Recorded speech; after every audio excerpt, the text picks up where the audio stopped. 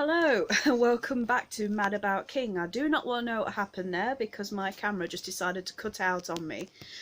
So, we are now on to chapter 3. I'm sorry it's taken a bit of a while, but my husband and I needed a much needed break away from everything, and now we're back and refreshed. So, what was going to be Monday's episode is now today, Friday.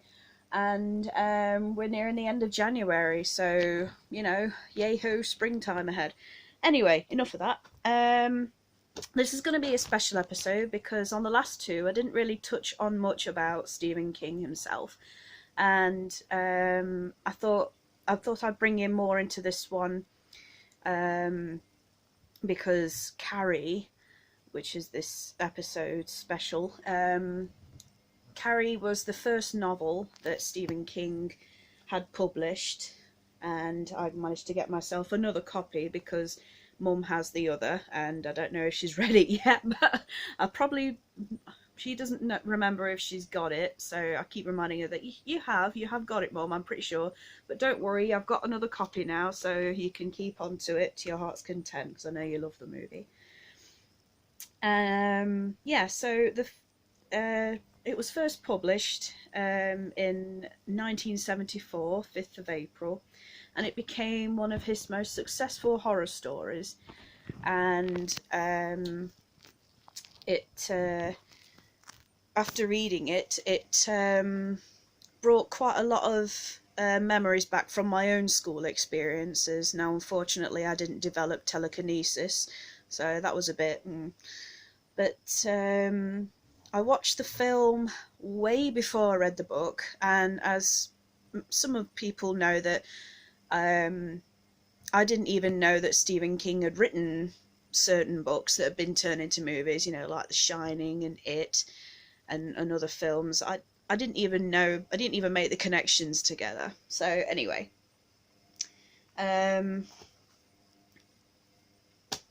so yeah, coming on to Stephen King. I keep mentioning his name as I do because that's what this page is all about. Channel is all about. He was born in this is going right. I'm gonna have to stick it here so I'm not ignoring the camera.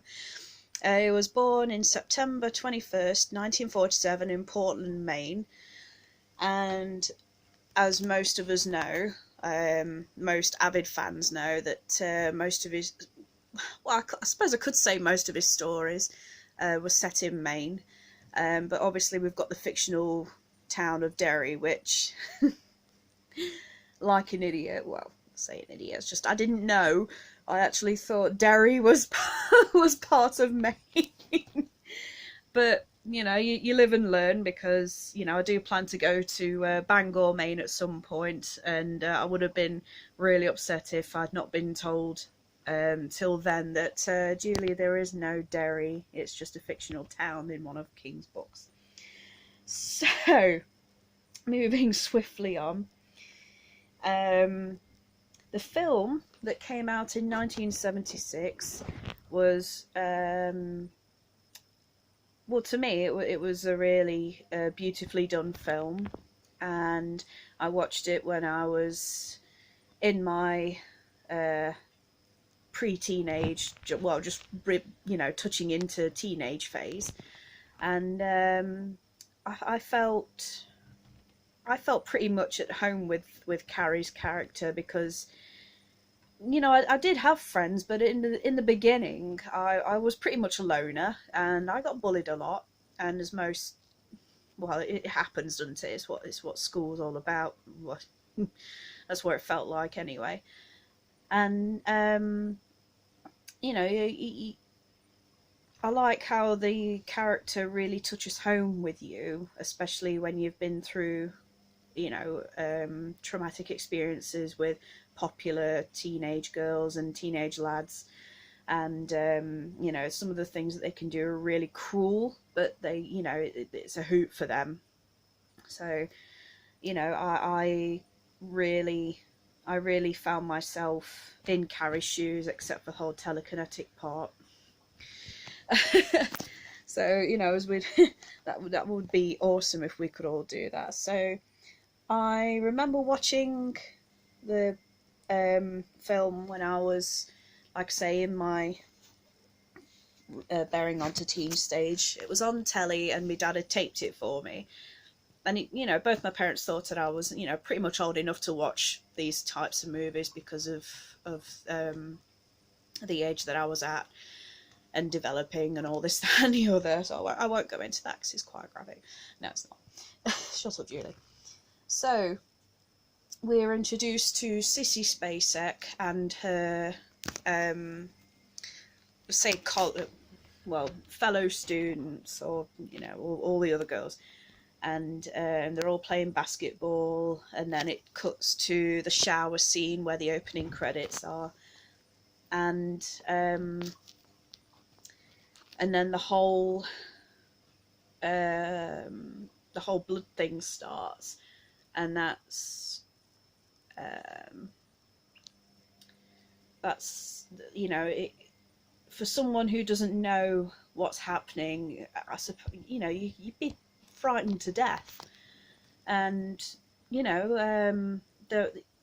I suppose there have been cases, I don't know of which, but it could be possible that when women go through the cycle firsthand and they've not been told about it, and even though we've got TV today, but back then we didn't have the internet, and you probably only had radio stations and very limited TV channels.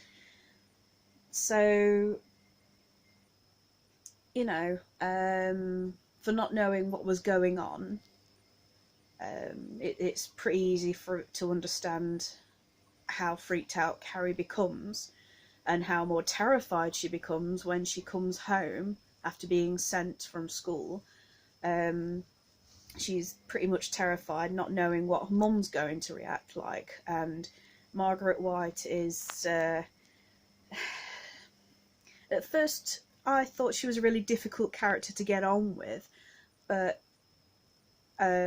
seeing the making of several years later, like say after buying this DVD, Piper Laurie, who played Margaret White, she's a really down-to-earth person. She's so cheerful and lovely, and you wouldn't think it to see her when she's on set. She's that completely different person, and she's really, terrifying. But she does love Carrie. In the book, Margaret really loves her daughter, but she's just trying to protect her from the sin and all the evil, and you've got the scene later on when Carrie talks to her about the prom, and that's when Margaret sort of goes off on one, warning her about next come the boys after the blood, and I can't, I'll say that I can relate myself to Carrie in terms of school, but at home, we're not religious, so, we don't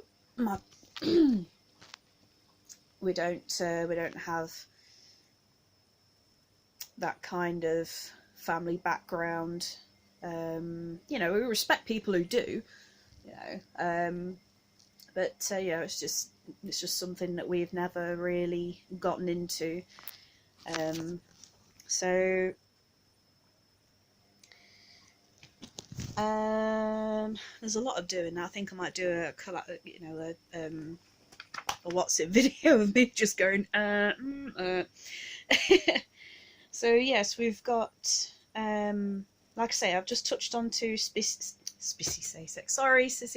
Spacek, who originally was, I think, watching the making of, she was part of the costume designers, and I think it was Nancy Allen who plays Chris. I think it was Nancy Allen who at first was meant to play Carrie, but she wasn't sure if she could pull off the shower scene. So the director or producer came over to Sissy, and I think that was when they discussed, if she could do like, and I'm just saying this from memory because it's been a long time since I watched the making of, and I think they kind of discussed with her how they could approach that scene and how Sissy could approach that scene being completely naked and running into the I don't know how they call it in America, in the changing rooms, locker rooms, or something like that. And she, is terrified with all, with period blood in her hands. And then you've got Sue Snell, played by Amy Irvine. She's my favourite character because I've known one or two people who used to be in girl gangs and, groups, cliques, that kind of thing, and they start to realize that the things they do to torment people who are less popular, like I was, they start to realize that, this is really crap. We shouldn't be doing this at all. And with Sue Snell's character, you kind of want to jump in there and try and help her save Carrie at the climactic ending at the prom. And I always cry with her when she, in the dream sequence, she kneels down to Carrie's grave and hands out the flowers before she gets grabbed by Carrie's bloody arm. And this one's not...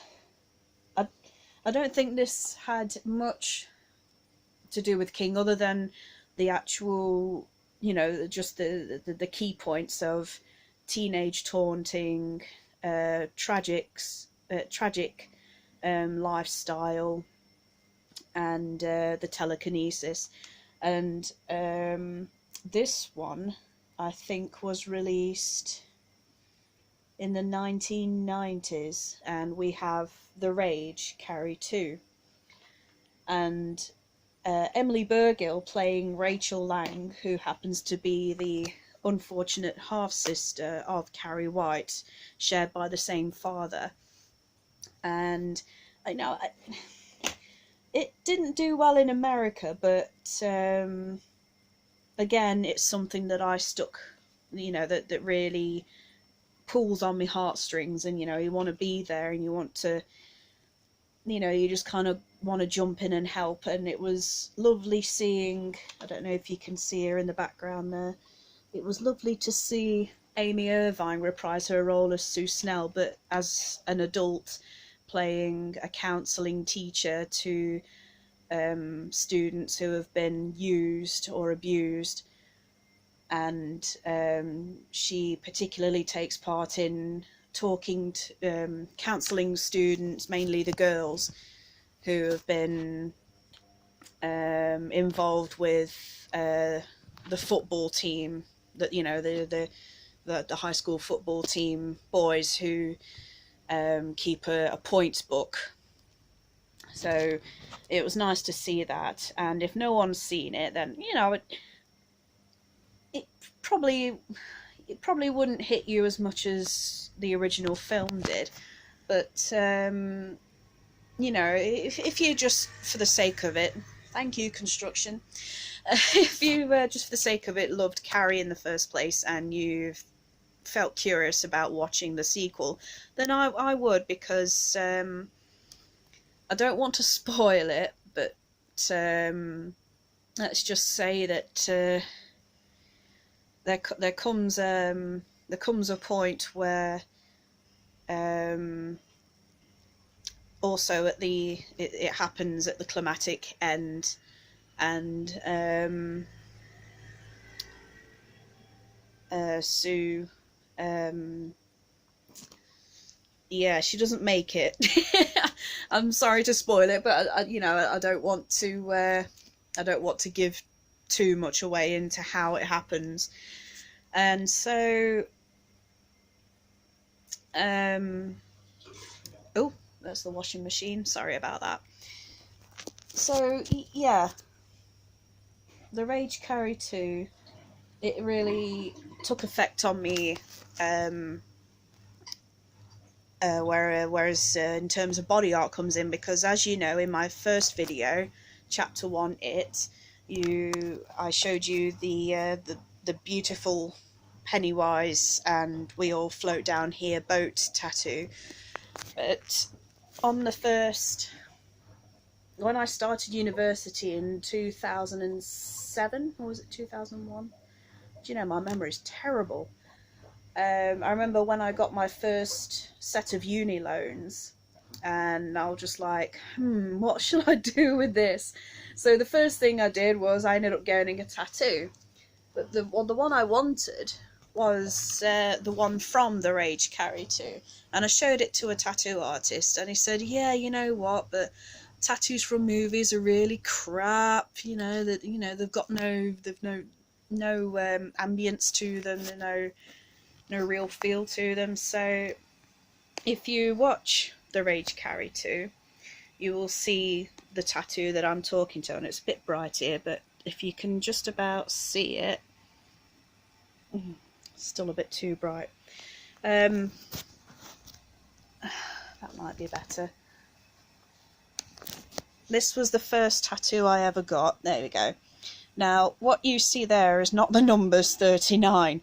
It was the tattoo artist's recreation of the one that Rachel Lang has and her friend Lisa Parker have as a friendship thing, and they always sort of pick at it, you know, press on it and go, that's blood, or something like that, or best blood, I don't know.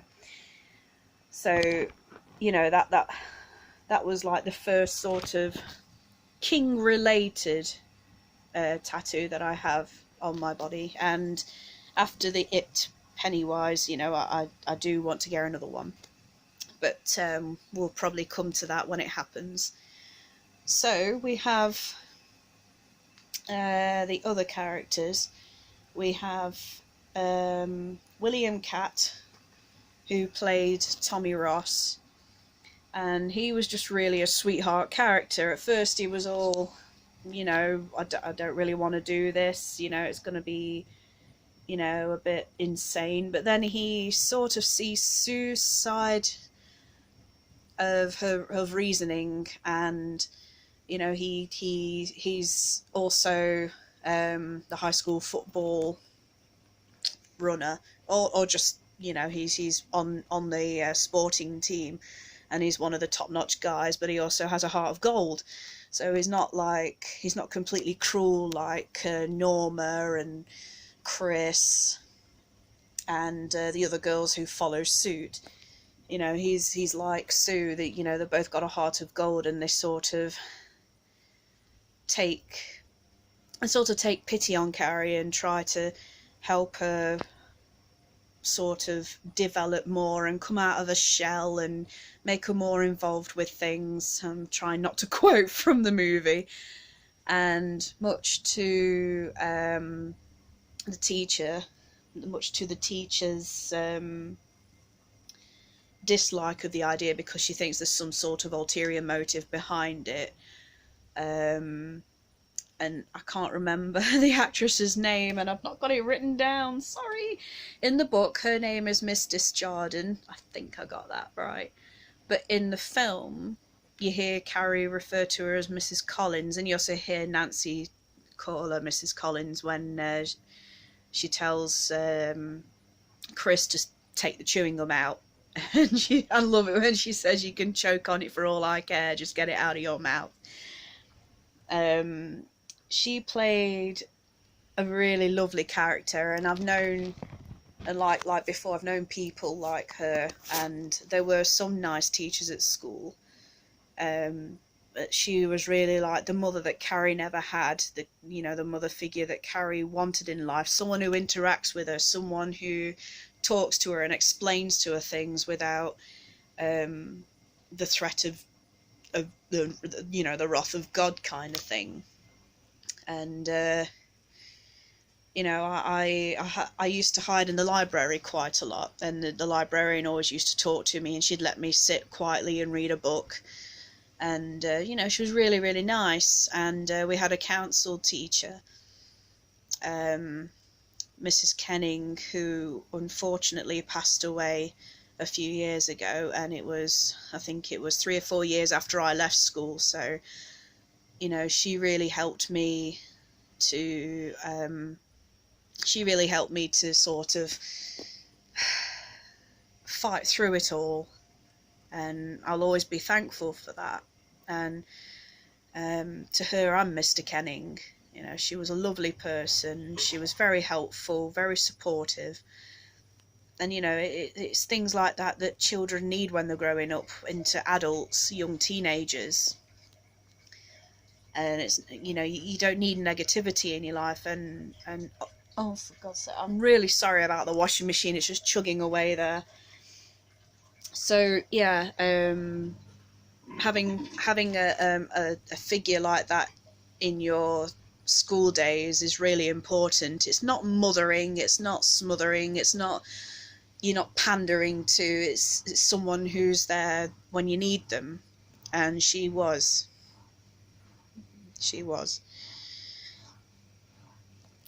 And I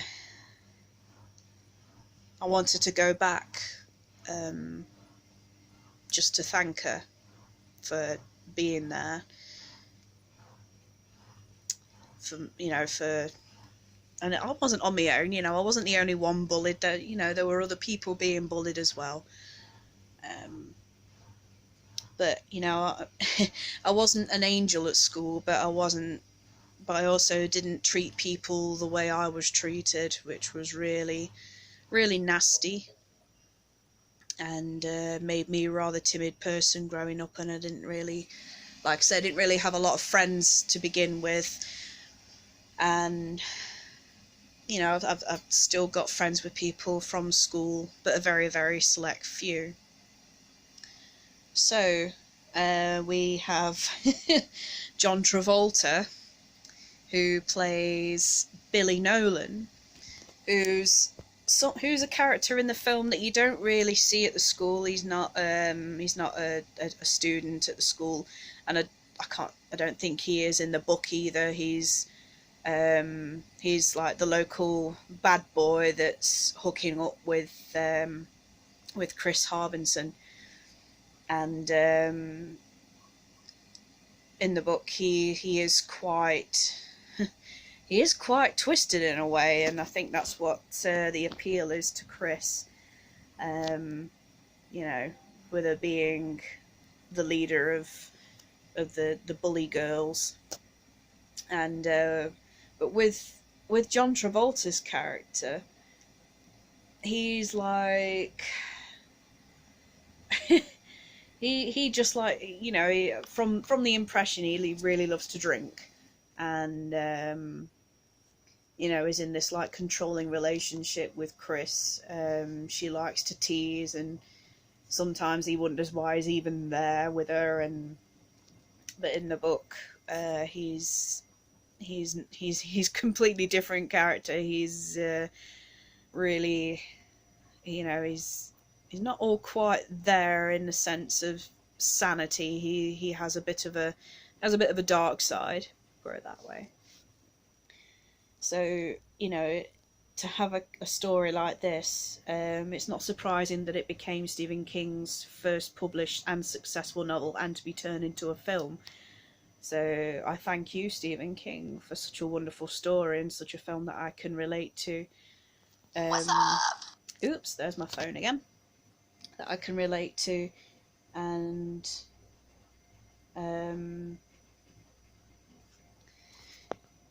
you know, it's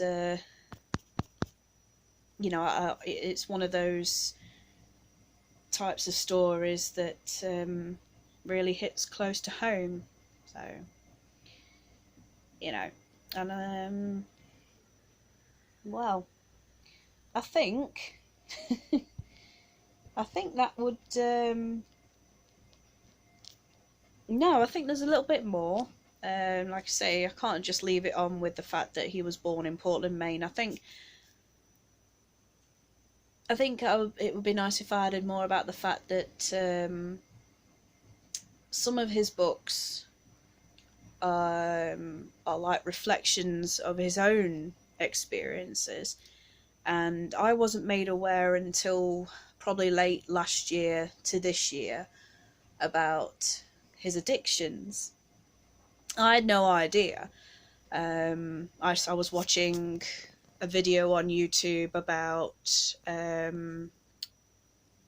Maximum Overdrive, a film I still haven't seen yet, about Maximum Overdrive, and one person commented on the fact that, I won't put his exact words because it's a bit, you know, demeaning, that, you know, he had an addiction, and he you know, he was on it, you know, addictions, I've not got much of an experience of, and I don't know many people who have had addictions, so I can't really put a personal point to it,